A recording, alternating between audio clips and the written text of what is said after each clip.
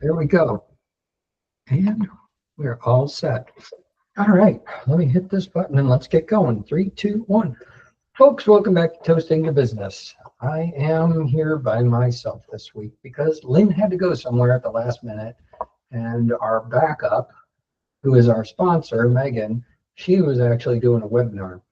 So, and you're probably like, a webinar about what? And I don't know. That's how bad of a friend I am for Megan. But she was doing a webinar with folks that she interviews about jobs, careers that they have, which leads us into the point of perspective, and that's perspective without an E. And what she does is she records these videos of people in all different types of careers and walks of life, from ice farmers to rock and roll dentists to morticians to FBI agents to a schlep like me. And so you can go watch these videos about all these people and their careers and what they like to do. So if you're interested, or you know somebody who might be sitting there staring at the clock every day and they don't like their job and they're thinking about something else for a career, tell them to go to getperspective.com and check out the videos. And thank you, Megan. I hope to see you next week because, I'm just drinking with a little side thing and I prefer your beverages instead. But anyway, folks, go check them out, getperspective.com. And now we're going to get on to our guest here, Henry Woodman. Great to be here. And that's the good news. At least I'm here. Thank goodness for that.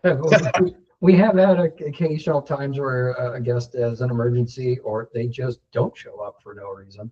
So I was really happy when I flipped on the video and there you were waiting in the lobby for me, so to speak. But I don't know. I mean, I don't know if you reach out to me or I reached out to you. I can't remember either way, but it doesn't matter. The whole point is we're here, you're here, and I can't even begin to list the number of things. I was talking to my girlfriend last night. She's like, "Who's your guest?" And I said, "Well, Henry Woodman." And I'm like, let me just send you a link and you read all about his journey through life and everything. So I'm going to let you take over and jump. Where do you want to start? Oh my God. Wow. I mean, yeah, it's funny because, well, I'm 64, so it has been an interesting journey, but none of it was preordained, if you will, right? I more than anything, I consider myself relatively hedonistic and an opportunistic entrepreneur. It's not to say I haven't worked for others, I certainly have, but I generally am interested in doing things that either I enjoy or want to do, or that I see, ooh, there's an opportunity. Let me see what I can do to solve this problem, right? So what was the first problem that you felt you needed to solve, or you were like, ooh, this could be fun and interesting? Let's start there. Sure. It's 1979. I'm a 19-year-old sophomore in college. I'm in Tucson, Arizona at the University of Arizona. And at the time, I was addicted to Pac-Man, right? I had this total jonesing for video game machines, right?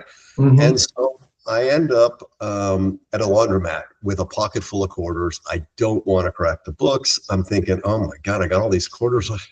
I need Pac-Man.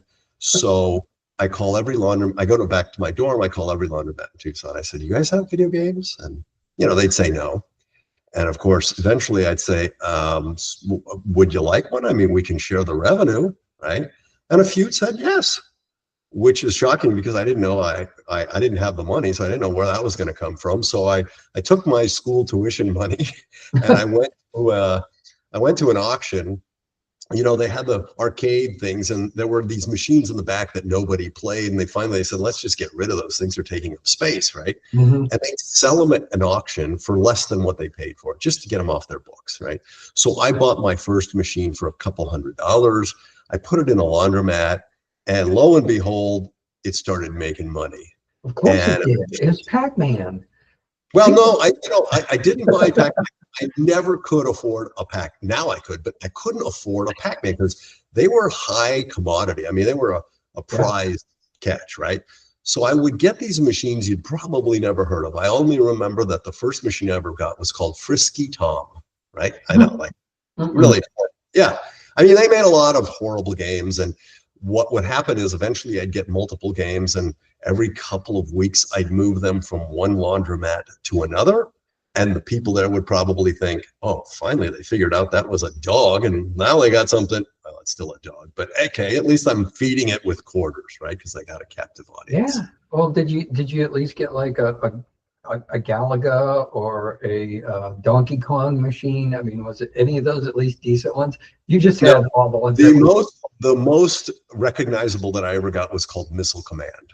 Yes, that was a great game with the trackball, and you had to protect the city. Yeah, dynamite game. Well, that I mean, I had calluses on my thumb and forefinger from the little ball with Pac-Man. That's how bad it was for me. Oh, wow. Wow. So you had these machines. That's brilliant, though, by shuffling them around, because now people have something new in the laundromat and something to do with the laundromat. How did you split, obviously, did you pay for rental space, or did you split the revenue with the owner of the laundromat? I split the revenue with the owner 50-50. Mm-hmm. And the challenge, when you learn that certain places you don't want to put a machine like 24-hour laundromats, because somebody can come in the middle of the night and break it open and steal whatever was there. And usually we try to clear them out every day, so there wasn't a lot of money there. But if they break it open and find a couple of bucks, it was just a nightmare to try to fix it, right? I have somebody on light fixing these things. So we tried to avoid the 24-hour laundromats and stick to the ones that were working. And so, yeah, we just did a 50-50 split. Did you tell your parents you used your tuition money? No, I didn't. I didn't say anything, because by the time it was ready for tuition again, I had the money. So, nobody's the wiser, if they will. So, Dad, where did you go from there? Because I think that's a brilliant idea. I have a couple friends of mine. They have a couple pinball machines right now, and they have them in a bar, and it's great. I'm like, are you making money? And they said, we make enough. It's good revenue, and usually they're like, it covers our bar tab every month.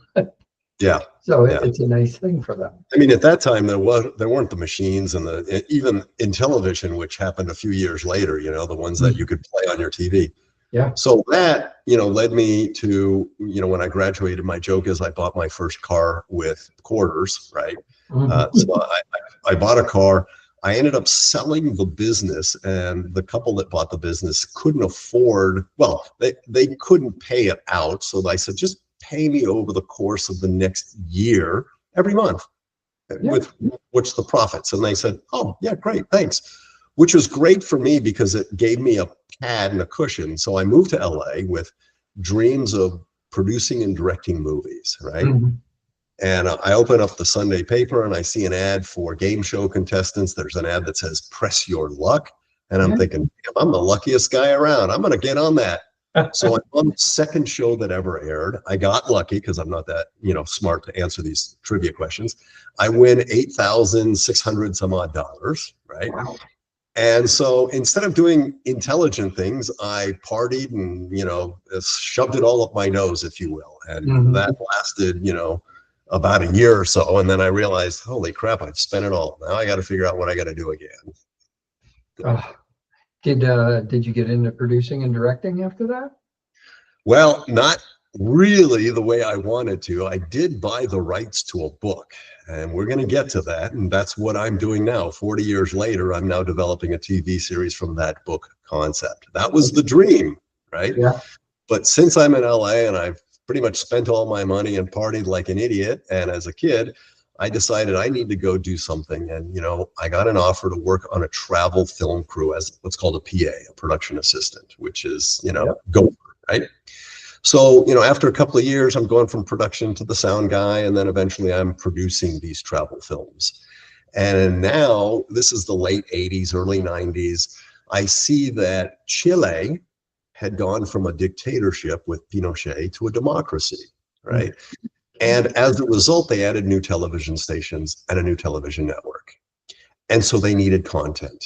So I thought, wow, we were just filming in Chile for Eastern Airlines. I should go and ask the production guy to set up a meeting for me and come in as an American producer and pitch this game show idea, because I ripped off an idea from an American show. So I go to Chile, I pitch an idea, and it's called Machos. We're on the air in a couple of months.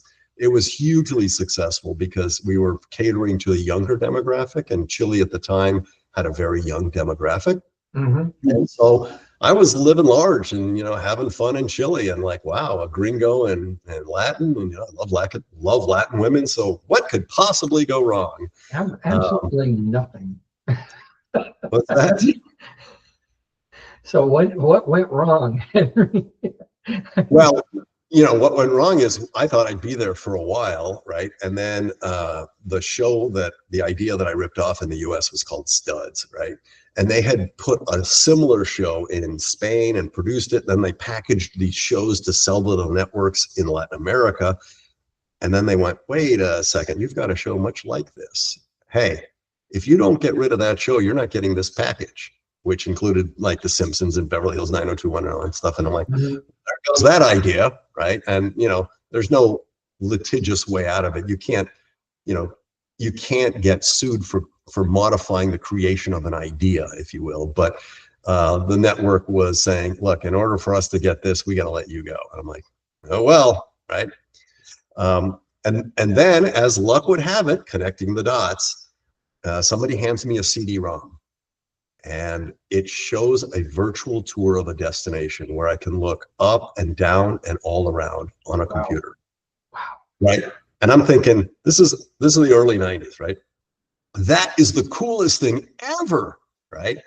So I say, okay, I'm going to set up another company to just produce virtual tours for the travel industry. And I set up a company called World Travel Vision. And we buy the world's second one-shot 360 camera, and it wasn't even digital. It was 35 millimeter, shooting in a mirror that got the reflection of a parabolic mirror, and then it would have this thing on 35 millimeter film. It was a pain in the butt. But nonetheless, we started, producing these virtual tours. We'd give the hotels and the destination a CD-ROM. They would take it to the trade shows and the conferences to promote their hotel or their destination. Life was good, right? Few years in, they come and they say, hey, how do we get these virtual tours on this new World Wide Web thingy? And I'm like, I don't know. I didn't even have an AOL account back then, right? This is the mid to late 90s. Right. So I said, I have no idea. Send them a CD-ROM. And they said, yeah, they don't know what to do with it. I'm like, okay, so let me see what I can do to help, right? And eventually we realized any kid with a camera and a computer is a competitor. So might as well get into a longer lasting, more lucrative plan. And let's see how we can distribute virtual tours to these new travel websites. So we start building a technology to essentially host and deliver virtual tours that we would link to travel sites branded in their, logos and labels and stuff like that. And that went fairly well. That's good. That at least you have the, foresight to realize the world is changing and you need to change with it. And if you enjoy what you're doing, you better do something that's going to last instead of just digging your heels in and going, oh, we'll just keep going with this. Kind of like the Yellow Pages, right? I mean, right. Yeah. It's like how much longer in a year after year the books, kept getting smaller. I don't even know if you can get a Yellow Pages anymore. But so you at least are smart enough to go, we can make this, we can change with the times and hopefully be, the forerunner on that. And everybody else is behind us trying to catch up. Exactly. Well, I'd like to say I was smart enough. Had they not asked how we can get this on that travel site stuff, I would have just continued, because I said, give them a CD-ROM, right? What do I know? And so, well, you know what? Let me see what I can do to help was my knee-jerk reaction. And so then we would distribute the virtual tours. And then eventually we discount the cost of producing virtual tours in order to get the distribution business, because the production is a one and done, right? The distribution is an ongoing payment, that's the idea, right?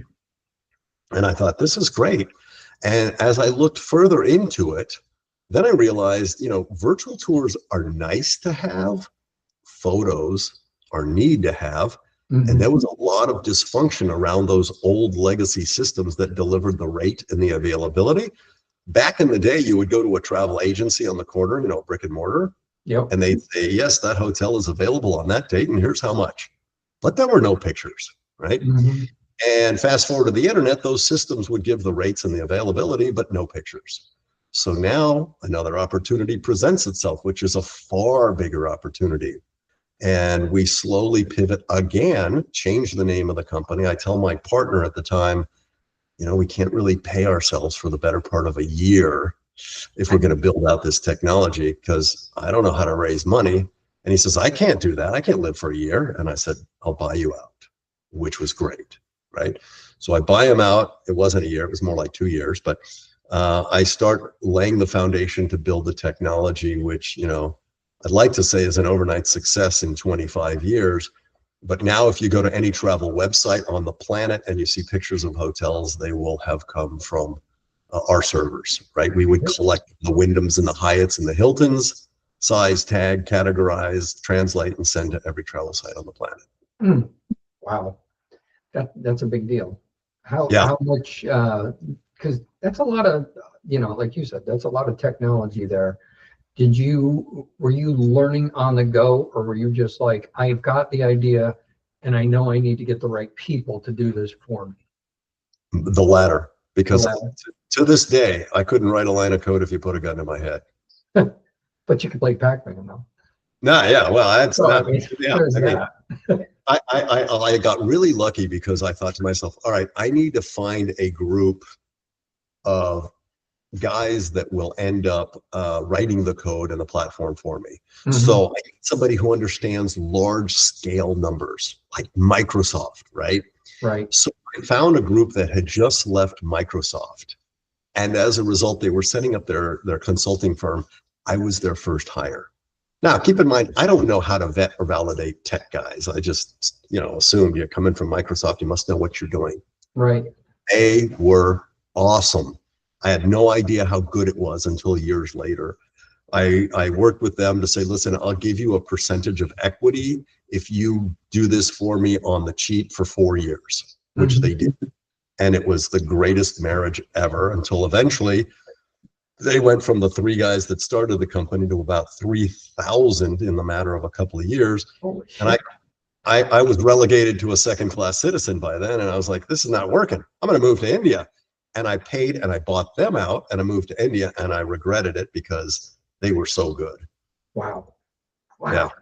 Bought them out and moved to India. And then, so I don't even know where to go with that. You bootstrapped that whole thing, and you bought out your partner and you bootstrapped it. So like you said, did you raise money for that at all? Because you didn't. No, and the irony was, I tell people all the time, if I knew how to raise money, I probably raised money. I would have spent stupidly. I would have bankrupted the company, and I wouldn't be having this conversation with you. The fact that I had to learn, I had to mortgage my house, I had to learn how to overcome the hurdles and the mountains, helped me tremendously in learning how to scale a business. I even went back to school to get my MBA in entrepreneurship, because I thought I need to understand foundationally what I need to do in order to build and scale this business. Right, which makes perfect sense.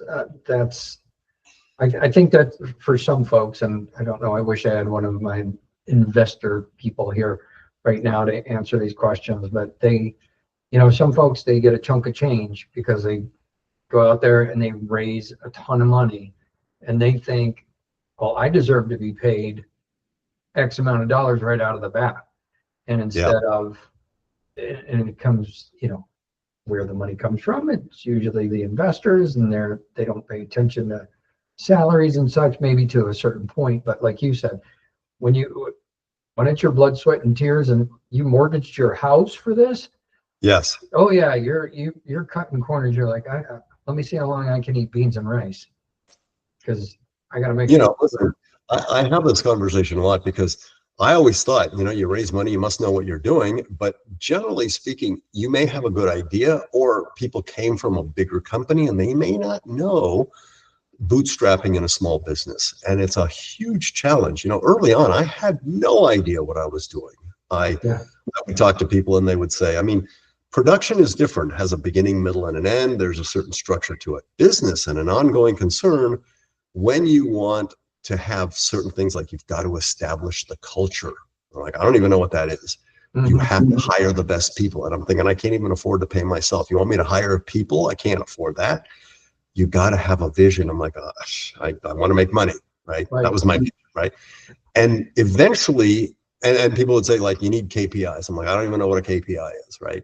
Yeah. So eventually, when you start to learn how to put those elements together to build the foundation so that you can scale, it starts to make sense. But without that, you're going to have an unsolid foundation and you're going to end up having to pay for it later, in my opinion. I would agree with you completely.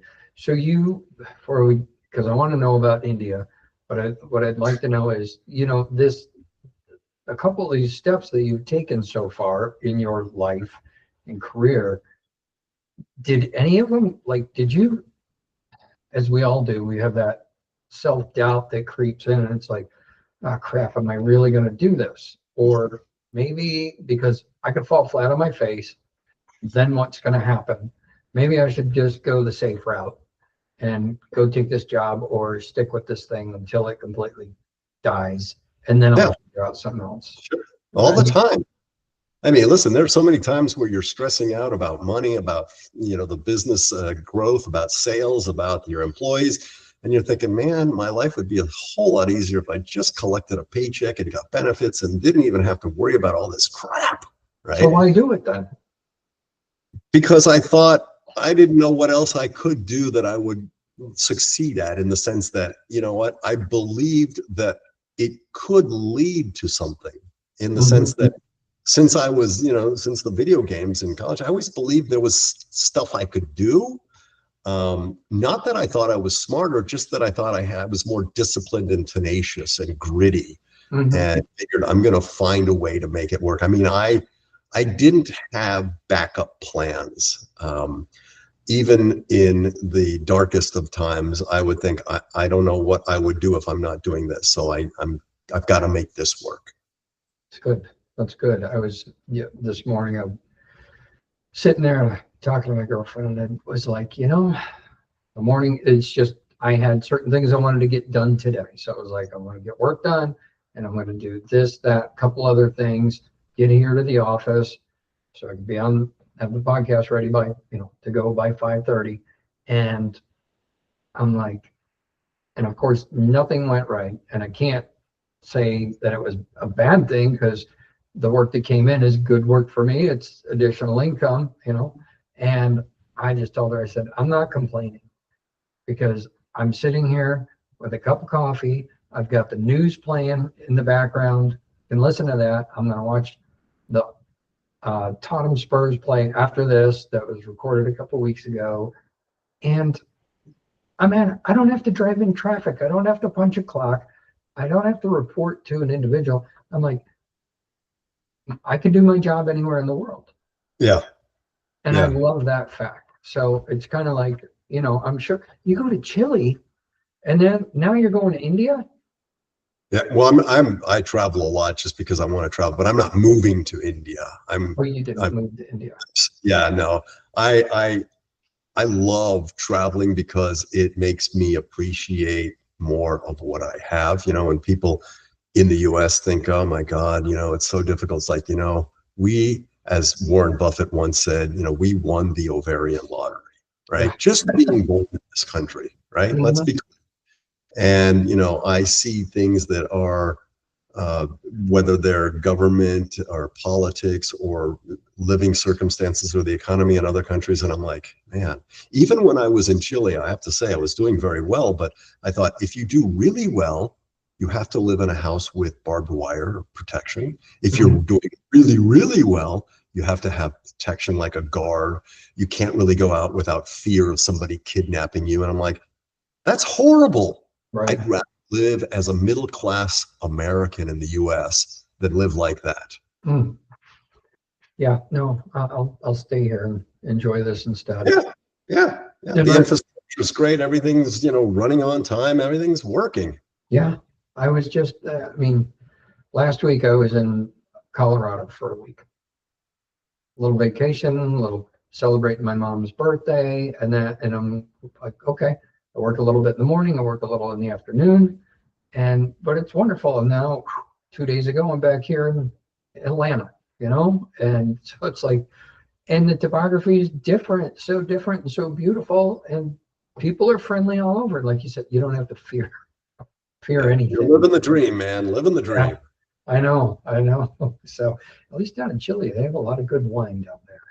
Oh yeah, Chile's a wonderful country. I mean, I'm going back again. Ironically, the guy that I was rooming with started a tour company, and he now has a hotel in Patagonia. And so I'm going back to do a little tour of what is that, Baine in Patagonia, and take my wife, which was funny because of one of our first dates when I was shooting virtual tours was to Chile, where, we would travel around the country. They would pay all the tabs. They would pay for the hotels. They would pay for the food. We'd go into places with like carte blanche, and we got paid for it, right? So this was the greatest of, go around as like a travel photographer. That was just the bomb, right? Now we get to go back and have some fun. Yeah, you can't beat that with a stick at all. So you moved the business to India, realized that you should have kept the guys that you were working with. What's going on now? Well, what happens is, when the tech guys, when our agreement ended and the rates went up and we didn't get the quality that we once had, I thought, well, screw it. I'll buy them out. I'll go to India. There's a lot of good programmers, people using programmers in India, right? So of course I go to India, and they're not so good, right? I mean, some of them are good, but the people we were using, it was like, oh my God. So I hired a CTO locally who had to wrangle a lot of these people. So that world changed. And then we realized after many years and a couple of companies in India that would do the work, we moved to Eastern Europe, to the Czech Republic and Romania, and we found some programmers there that were far better, a little bit more expensive, but better with respect to the knowledge base and getting things done. Because my misconception early on was, build the platform and it will be like, here, it's done, hand over the keys and I'm good to go. It's not like that at all. There's ongoing work forever, and it continues. So these platforms never end. How many employees personally? I mean, that's a lot of outsourcing and partners that you're working with. How many employees did you have in the business? I mean, what did you brought on a CTO? Yeah, we had, towards the end, there were 27 employees that were in South Florida that worked under the umbrella. And the rest were freelancers, independent contractors, which were the techies. So it was only the CTO that managed the IT from a team that worked overseas, because, most people will say, listen, if I can get 3 developers for the cost for the cost of 1 here, why wouldn't I? I just need somebody intelligent to manage and oversee them and do what's called the daily huddles, right? So most of the stuff here was, our sales, our customer support, our bookkeeping and financials and stuff like that, G&A. Yeah, makes sense. Did you manage those people yourself, or do you have somebody else who does that for you? In the beginning, yeah, absolutely. And eventually when I realized, okay, now I need to delegate and just walk away, and realize that at some point, if I sell the company, they're going to say, do you need this bozo? And they're going to go, are you kidding me? We never see him. He doesn't, he's not integral at all. So that was my evil plan, is to try to get away from the day-to-day so that they can operate without me there. Things probably ran smoother. Yep. Yeah, without a doubt. I always say that if I could hire myself and let myself run the company, it'd be great. Yeah. We get a lot more accomplished. There's the technology. There's an opportunity. Self-clone there. But the clone has to pick up all your weaknesses that you have. So make sure you develop that area better. Oh, that's the other thing about, like my 1 week, even when I went back to get my MBA, now I was interested in learning things, right? Hmm. The only B I got straight A's except for accounting. That was my weakness. I just hate the whole financial stuff. So Yeah. I got a really good CFO that I trusted, so that I didn't, he would give me every week, he would give me the information that the high level stuff, not the details, so that I would go, okay, health is good. Moving on, right? Good. Do you still have that company, or did you sell it eventually? Sold it 5.5 years ago. It sounds like that's a good thing, the way you just said that. Like, whew. All right, think about this. This is a company that deals with hospitality, right? The major hotel groups, Hilton and Hyatt and Wyndham and Best Western and Accor and Choice and all these guys, right? Mm-hmm. Now, this was a year before COVID. COVID comes, turn off every single revenue source they had. Oh, And that is a problem. And they would come calling and saying, look, we need some relief, we need some help. And I'm like, I'm little old me, you're a multi-billion-dollar company. It was really rough going. I mean, I was there for 2 years after the sale for the transition, mm-hmm. but I know that a lot of these companies during COVID were they only had a couple of months of runway. They're publicly traded companies in most parts. Right. And it's like they needed, a year or two of bank income to cover all that stuff. That was never in anybody's mindset. So Mm-hmm. it was tough. Oof. Oof. Got out in the nick of time. What did that look like when you stayed on board for 2 years? Because most people, for lack of a better word, that's like a turnkey operation. It's like, hey, people with a smaller business, they're like, I'm staying on, I'm going to do this, and I'll help you learn the business, and then it's yours. But 3 to 6 months.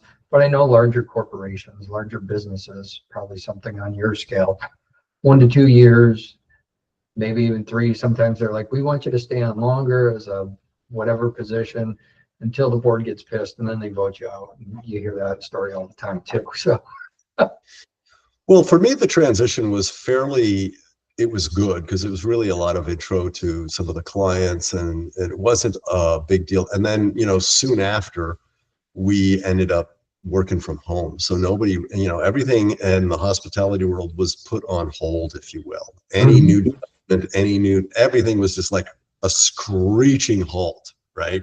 This is March of 2020. So the world came to an end, and we didn't have to go to an office. We didn't have to do anything. It was really survival mode in most parts.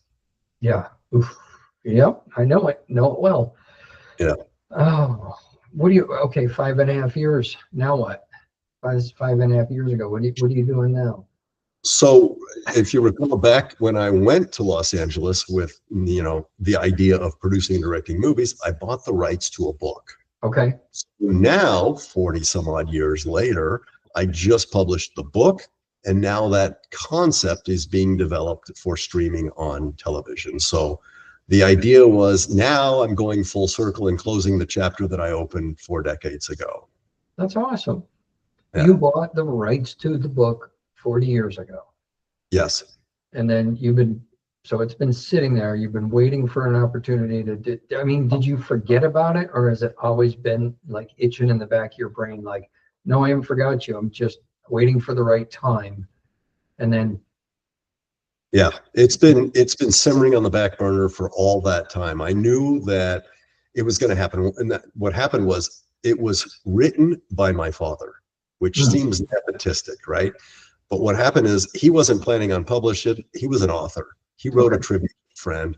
He's moving. My sister helps him move. She reads it. She's like, "Oh my God, this is amazing! Dad wrote this unbelievable love story." He wasn't a passion love story kind of writer, right? Mhm. And so she sends it to me, and I could not believe it. I called Dad and I said, "Listen, this is amazing. Can I buy the rights?" And he's like, "Sure." And so then I'm thinking, oh my God, that is kind of nepotistic. I call a friend of mine who at the time was producing a movie, and I say, "Can you read this? Because it's my dad, And I'm thinking, is it really good? He's like, "Henry, I'm in the middle of something." So I say, "Take your time." 3 days later, he calls me up. He goes, "I couldn't put it down. I love this. We are meant to do this." And I'm thinking, Eureka, next step. He ends up getting a bad deal with his distributor on his movie. He's soured by the business. He gets into real estate. I go to Chile. I produce films. We've stayed in touch. I said, Doug, when I sell my tech company, then we're going to get back to this. And eventually we went from making a movie to now a series because, hey, at the time, the opportunity wasn't what it is now. There were like a handful of studios that controlled the distribution and the production. Now that world has changed, good and bad, right? The streamers have much greater need for content. And so I think it's a much better deal to flesh out into a series and make it a longer, a deeper development. I'm right there with you. I was brought on to consult for a movie, and it was the same thing. And it was, okay, you look at it, and by the time we got done and running the budget for the film and everything else, and it's like, this is a 3.5, 4 hour movie to get everything in there. Because and as you probably know, it's like, what can you cut out and the audience isn't, but later on you can't bring something up and the audience goes, wait, where'd this come from? Because you didn't plant that seed earlier. And so the whole concept then was, okay, we're going to rewrite this whole thing for a TV, like a miniseries for one season, whether it's 8, 10, 12 episodes. But now you could tell the complete story. Everybody's there. The hard part though is finding distribution and finding somebody to back it to, finding it, but you're probably paying for it yourself because you don't know how to raise money. Well, the concern really, the money is one thing. The concern is what's happening in the coming years with AI, right? So the book, by the way, it's called The Reincarnation of Marie, and it's a very simple linear presentation or book, right? And this is out there now. It's out there now. Yeah. Okay. Now, and I'll give you a quick overview. Marie is a real woman who lived in the late 1800s. Her name is Marie Bashkirtseff, and Marie wrote a journal between 14 and 24. She died at 24 of tuberculosis. 2 years after her death, her mom publishes her journal. It becomes an international bestseller. All true story. Wow. 70 years later, this guy picks up this book, reads it, and he feels this attraction to the author, Marie. And then he finds himself falling in love until the point he realizes, oh my God, I'm in love with a dead woman, right? And this is crazy. This cannot happen. And then he finds Marie reincarnated, which is sort of the basis of the reincarnation of Marie. That's a great idea. What we do in the series, which is a much deeper dive into the lives of Marie and the people in her era, as well as our protagonist in the current era, and how they interface with each other, how they're connected. And the series is called Slippin', which is a play on slipping through time or time travel or the metaverse and things like that, right? So we do a far deeper dive onto the questions of love and hate being two sides of the same coin. Do soulmates exist? Do you see them in every lifetime? And if not, how does this work? And so there's a lot of these big questions happening. So as I was starting with is the concern now isn't so much what are we going to do with the budget because it'll be shot overseas, but what happens when you can, as you know, in production, a whole day of production and the cost of the people and the crew and the location gives you 2 minutes of finished product. Right. What? That's a lot of money, right? If you're lucky, if the sun's wrong and there's I mean, and then you're totally screwed. Time and whatever. Yeah. So you look at it and you go, in a couple of days or weeks, you can have a full series done with AI, text to video, if it's done well. Now, we're just at the beginning, so the next couple of years, it's going to be huge. And eventually, people will accept, we accept Toy Story and people that watch animation and you get emotional because it's great. Now, throw actors in there and say, listen, I want a guy who looks between, Darren and Henry. Wow, a good looking guy, right? And then you don't have to worry about copyright issues or, taking somebody's likeness. And you're like, wow, the possibilities are scary. And the costs are going to go way down.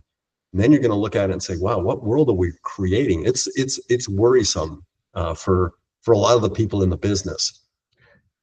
That definitely is, especially when it's all you need now, instead of going with a recognizable face, and name of a celebrity to who's on the screen. Now you just might need a voice, and Yeah. and, Yeah. and or not. Sometimes it is bring in one Yeah. voice, but it doesn't cost you as much. The royalties over perpetuity for life for somebody, if it gets picked up and does reruns, whatever, Yeah. you're not paying out as much Streaming, in the long run. streaming has changed a lot of that business dynamic, but the real challenge, I mean, you can tune into Netflix today and you can see some good shows with some really good actors that you've probably never heard of, right? And you're like, wow, that guy's pretty good. Never seen him before. And you know what? They're happy as clams to be working because, they're making a couple of bucks, but will they get another job and will it continue? I don't know. And they're struggling to make ends meet. This is a challenge because there's great talent out there. It's the same thing in writing books or in music. It's the 1% that's making enough to survive or live comfortably. Yep. Yeah. So did you, when you published the book, did you go with a publishing company or did you self-publish this? It was kind of a hybrid. It's a publishing company where I would essentially be, it wasn't a self-publisher. It was a publishing company that did everything, held my hand, did all the things that I needed to do, with the exception of the promotion, right? Because when I say, how do I get word out and get awareness? And they're like, get on a list. I'm like, okay, great. How do I get on a list? And they go, get awareness. And I'm like, well, wait a second. I thought you said, wait, huh? They go, publishers don't really do that, but publicists do, and publicists charge, and they don't guarantee. And I'm like, oh my God, it's horrible, right? So you go out and you just plant seeds. Some of the things that I'm doing, like this podcast. If anybody's interested, they can go and buy the book, and they go, oh, I get it, because it will.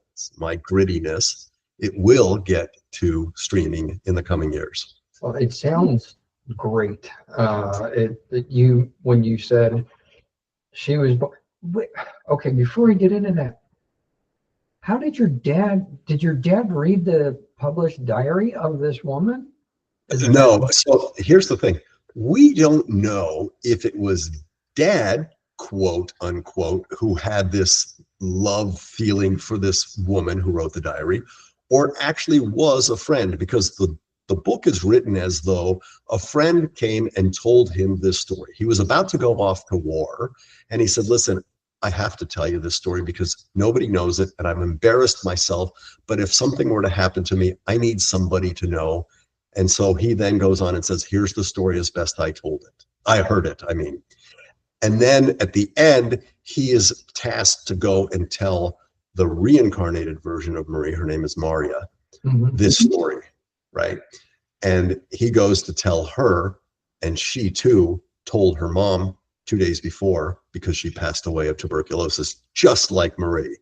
So, yeah, I don't know if it's Dad who made this as this fantasy of his, or it actually happened as a friend, but it was written, as he claims, a tribute to a friend. Now, he died 14 years ago, so I don't know the exact details. I never bothered asking until now. I'm interested, so took it to the grave with him. Yeah. Well, it's if I went back and you think of different books and movies and shows, that what was it, Somewhere in Time with Christopher Reeves, when he travels through time. There was that one. The astronaut's wife, I think, but they went back and saw the same person in a different time period. I mean, it's a great. I don't know how it could fail. I mean, it's got to be a success just because you picked the right. Well, crappy directing and crappy acting would fail, but Outlander is another good example, that has that supernatural sort of paranormal love where they cross through time in Outlander. So it has those elements, and I think there is a good audience for it, especially when people sit back and look at their lives and they go, okay, what the hell is it all about? Why are we here? I mean, is there more to this? And if there is, what could it be? I mean, at the end of the day, we're a tiny, teeny speck on a grain of sand in an ocean of sand. So we seem a bit narcissistic to think that the universe revolves around us. That's not the case at all. But it sure would be nice to get an understanding a little bit greater of what the hell's going on out there, you know? Right. There was, what was the other one I'm thinking of? It was Rucker Howard and Michelle Pfeiffer, and I think the movie was called Lady Hawk. And so she was a hawk, he was a wolf, and they were cursed. The witch put a curse on them, and they got to see each other in their true form as humans at sunrise and sunset. But Wow. otherwise, she was a hawk during the day while he was human. He was a wolf at night while she was human. So they never. So it was. Yeah. And the cool thing about the series as well is we do a much deeper dive and we talk about the intricacies and things. You know, we explore the thing of something horrible. I don't want to give it away, but something horrible happened in her previous life. She needs to pay back the karma. He doesn't know that. So we throw out all these pieces that eventually start to get clearer and make sense at the end. But even if the series does really well and they both die in the end, if we believe that the souls will go on, then they don't really die. They're just going to be reincarnated some other time and place. It works. I'll take that any day of the week. Did you guys, all right, so the manuscript's done or the scripts are done and everything for after, I mean, now you got to take this book and turn it into the whole script. What we did is the book's been published. It's in a variety of places, Amazon, obviously. And we create now what's called a pitch deck. First, we write the pilot for the first hour, right? And then we write act 1, 2, and 3, what happens, which is, you know, here's what's going to go on in the rest of the season. And then out of that, we create a pitch deck. And then we have a list of showrunners. Those are the people who really, the nuts and bolts of the thing that run, like the COOs of the show, if you will. And we say, we are interested in these people that have worked on similar type genres, you know, like paranormal romance or historical fiction, things like that, right? And then we're going to go out and send them or their agents that information. Now we're toying with the idea of going and putting together a teaser and doing that as here's like 2 minutes of what it would be like, you know, sort of a mini trailer, but it's not a trailer because it hasn't been done, but it's a teaser of what could be done. Makes sense. I'm on board. I can't wait to see it when it comes out. Well, there is, if you want, there is more information. I created a website, obviously, called mariethestory.com. And that has information on the book. It has information on my father. It has information on Slip In, the show, and other links to how to get a hold of me as well. Perfect. We're going to send me all that information because we're going to put it in the show notes and we'll make it. But I want to be on when you guys do the premiere. I'd like to be there. You got it, baby. I come across the red carpet or anything, but I'd love to be sitting in that when it premieres. So, me too. Well, you better be. You're only 64. Come on. Tell me, let's go through a little, you can't like just go through life doing these things. It seems as though you have a little wanderlust in you. Yeah. And so, although, as you said, there were dark times, there were times when you're just head down, focused on business. I'm sure you have given yourself time to enjoy, relax, you got to travel all over the world and figure out how to have somebody else pay for it, which is brilliant. But give me some of the highlights here of like, if you're traveling, you definitely have to go to such and such. Like if somebody wants a metropolitan type of travel, where do you recommend they go and not go? And if they're like, I want to be out one with nature, where do they go and what do they avoid? Where do they avoid? Let's do that. I'll start at the end. My favorite place, at least for nature and the love of beauty in nature, is the South Island of New Zealand.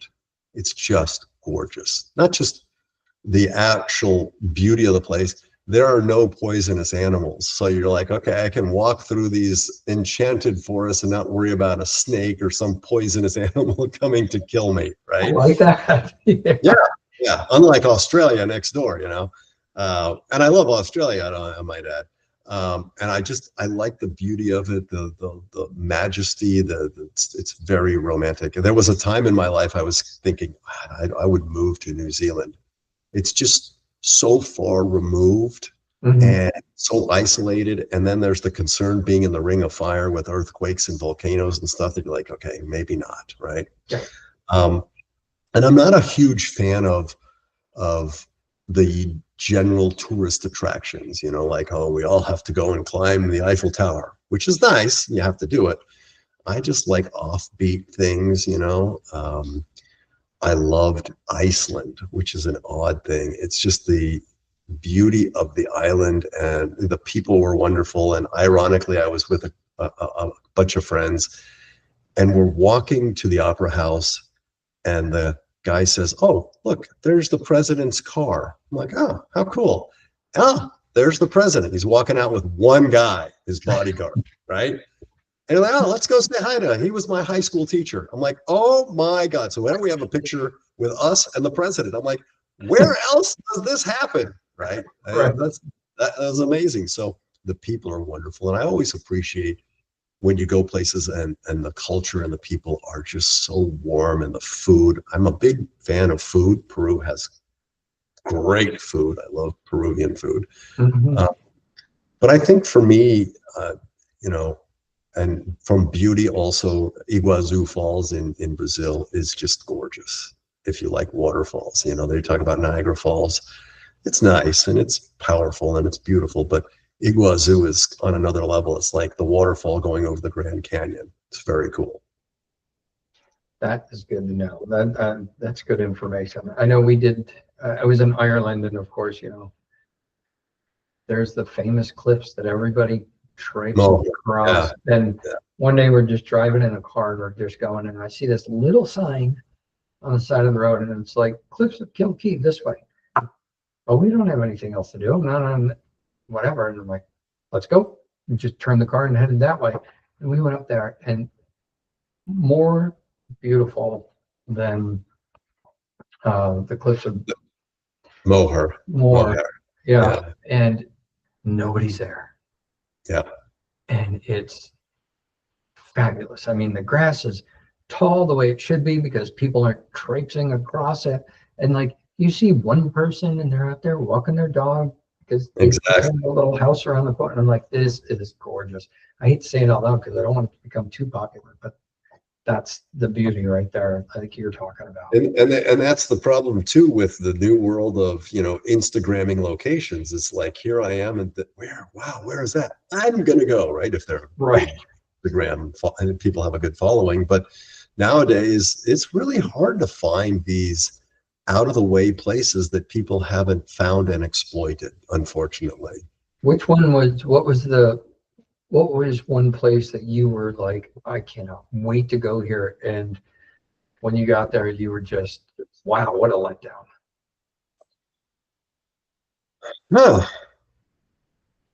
That's a pretty good question, because I don't think I've ever really been let down. I'd have to say that everywhere I go, I always find something, whether it's food, whether it's people, whether it's culture, even if it's bad weather, I've always enjoyed it. I don't think I've ever gone. That's good. Yeah, honestly. What's one of your favorite metropolitan areas instead of being outdoors? Like, if you have to, it doesn't have to be a big city. It could be like, this is a nice mid-size, whatever. Well, I like BA, Buenos Aires, because it's got a lot of European influence with Latin flavor, and it has that cool mix, and the people are cool. I also like, for some reason, Tokyo, because I like the culture. It's just an amazing place. Yeah. I would say Santiago as well, but I'm jaded because I lived there for over a year, so it was kind of That's good. I'll take it. I'll take that. And you got any travel tips for folks? How do you like the best? Yeah, listen, my only travel, to be honest with you, my only travel trip is travel light. I see people with like these big ass bags to go for a week or two, and I'm like, seriously? I go for 3 weeks or something, and I have a carry-on, right? not a big fan of overpacking stuff, but my best advice is just enjoy the journey, because it's like they say, it's not the destination, it's the journey. Not, oh, I've arrived in Paris, but go to out of the way places, go and savor the food and savor the street stuff, and go and see the performers on the street, which I thought were always amazing, better than some of the things in the performing arts places. Mm-hmm. We were started a long time ago, but every like town or city that we go to, when we're out and about, I always try to do a food walking tour. Yeah. And it's a great way to see the city, or the town. Great way to eat different foods, like you're saying. You get to try some unique stuff. You may want to go back later and be like, I want to go there for dinner or lunch, or I want some more. And learn about the culture and the history, whichever one. I love do it one day out of your whole travel. Pick a day. I had some of the best grilled octopus when we were in Paris. Actually, we were going through one of the markets, and it was early. It was a breakfast tour, so which we did finish with a beer and some cheese and all that by 10 a.m. But still, we were walking by, and I was like, "Oh my goodness, that smells so good!" And the woman was just slow roasting this octopus, and I said, "Oh, I'm sure that's not ready now." She goes, "Come back a little bit." And I said, "Well, I'll be done in about an hour and a half or so." She goes, come back. It'll be good. Yeah. I went back. Oh my gosh, it just melted in my mouth. I was like, oh. My wife and I had a similar experience. We were in Eastern Island in the middle of nowhere, right? Yeah. It's not a very big place. There's not a lot of people there. And they tell us you should go to this one restaurant, this French guy. He was kicked out for whatever. He was a scandal. He's like in exile or something, but he's got really good food. And like, all right, okay. So we go to this, and by the way, he's going to ask you if you like your food. And if you don't, he'll give it to you for free. And, being a cheap bastard, I'm thinking, okay, baby, we're going to tell him we don't like the food. We're going to get a free meal, right? So he serves us this like tuna tartare thing in this bowl. And I kid you not, it was like melt in your mouth, buttery wonder. I mean, it was the most amazing thing I've ever eaten. And so he comes by and he says, "So, how is it?" And I'm like, "Oh my God, it's amazing. I love it. How did you do this?" I couldn't contain myself, Oh, that's awesome. I like that. Yeah. Beef tartare on Easter Island. Yeah, those two just don't seem like they go together, but I mean, they got to be surrounded by because it's cold water and it's right in the middle of the Pacific. I would imagine tuna's right freshly jumping onto the island every day. So I imagine they'd have a problem getting the fish. Man. Oh, yum. Now I'm hungry. And it's getting about that time. It's about time to eat. Right. But anything else people need to know about you, Henry? Tell me really quick for the listeners. Don't write this down if you're driving, folks. Okay. No, this will be easy. Write it down. It'll be in the show notes afterwards. But if people want to get in touch with you, how do they do it? Or just the name of the book again and where to go to get it? So the name of the book is The Reincarnation of Marie, but the best place to get information and even contact me is mariethestory.com. Mm-hmm. And I'll give you two tidbits as I go. And one is, in order to find that opportunity, I believe you need really 2 or 2.5 things. You need a little bit of talent, first of all. That's the half. You need to be prepared, right? And you need to be lucky. Because if you're lucky and you haven't prepared, you may not see opportunity. And if you're prepared and you're not lucky, you may not see opportunity. But you stand a better chance of finding opportunity if you prepare, you're lucky, you have a little bit of talent. And the last thing I will say, and this is for anybody, whether they're looking to do their own business or they're doing something else, is the most important thing. And I can't tell you how many times I talk to people and they're all excited. I'm going to retire and lay on the beach or play golf. And I'm like, okay, then, and what are you going to do in week 2, right? Have a passion or a purpose that keeps you motivated well into your age. And many people that work their butts off, make a ton of money, and sacrifice their health because they haven't worked out. They're eating like crap and they're stressing and they're not sleeping. Okay, now they've got a lot of money and they would pay all of that to get their health back. So try your damnedest to work out or move, eat well, sleep. The hardest thing is try not to stress so much, but try to get some sleep and move it, because your health is paramount. That's my last parting words. That's great advice. I completely 100% agree with you. And Henry, thank you so much for being on the show. Folks, I want to thank you all for listening. I know that you know somebody who will, besides yourself, that'll find this Henry story interesting and what we talked about today. So please share that. Share the podcast episode with someone. It doesn't cost any money. It's free. Just download and say, this made me think of you. You should listen to this episode. So folks, I do appreciate y'all. Lynn, if she was here, I appreciate her and what she does, and Megan when she comes in and helps out with us. And we appreciate you as our audience. So I hope y'all have a great week. Thank you. And hold on, I'm going to hit stop record. Yeah. Boom. All right.